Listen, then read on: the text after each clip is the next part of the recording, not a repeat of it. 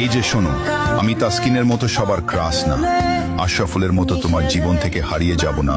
তুমি আমাকে মুশফিকুর রহিমের মতো বিশ্বাস করতে পারো, আমি কিন্তু মাহমুদুল্লাহ রিয়াদের মতোই বিশ্বাসী। হয়তো আমি মাঝে মধ্যে রুবেল হোসেনের মতো ভুল করে বসবো, সাথে সাথে মোস্তাফিজুর রহমানের মতো বোলিং করে তোমাকে খুশি করিয়ে দিব। হাজারো অপমান সহ্য করেও সাকিব আল হাসানের মতো তোমাকে পাওয়ার চ্যালেঞ্জ নিব। নাজমুল হাসান শান্তর মতো তোমার সব রাগ সহ্য করে নিব। সাইফ হাসানের মতো খুব সহজে তোমার মনে জায়গা করে নিব।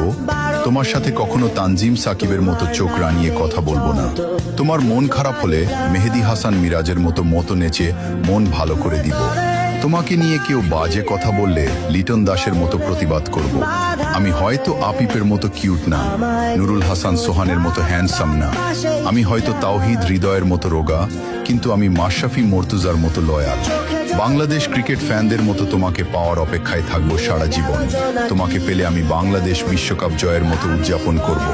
দিন শেষে আমি সব ভুলে গিয়ে শুধুই এবং শুধুই তোমার হয়ে থাকবো।